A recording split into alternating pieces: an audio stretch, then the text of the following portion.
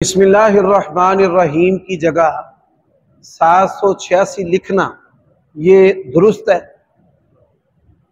वालेकुमुस्सलाम वरहमतुल्लाह। ये बात याद रखें, कुरान मजीद का जो मतन है ये अल्लाह ताला का कलाम है। अल्लाह ताला के कलाम की जगह अदद लिखना ये नाजायज और हराम है और ये शरीयत का इस्तेहज़ा भी है।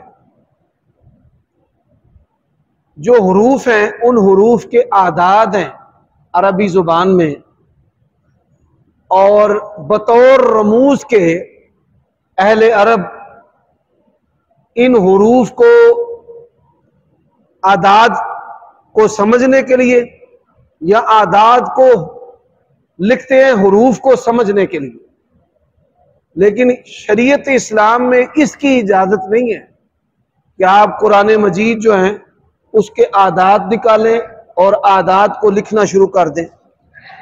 अब जो लोग 786 लिखते हैं, आप उनसे पूछें कि क्या रसूलुल्लाह सल्लल्लाहु अलैहि वसल्लम के नाम के अदद निकाल कर लिखना जायज है? एक बंदा निकाह कबूल करते वक्त कबूल है की बजाय कहता है 420, 302 या 700 या 1000, तो निकाह कबूल नहीं होगा। ऐसे कोई बंदा तलाक के अदद निकाल ले और अपनी बीवी को कहे कि तुझे 11,000,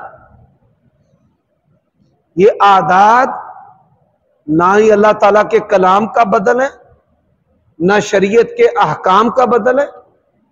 अब देखिए, कोई बंदा किसी भी सूरत के हुरूफ के आदाद निकाल कर वो आदाद पढ़े तो क्या उसको सूरत पढ़ने का सवाब मिल जाएगा?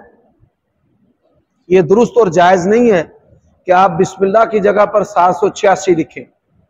और आप ये बात सुनकर भी हैरान होंगे, हरे कृष्णा हरे राम इसके आदाद भी 786।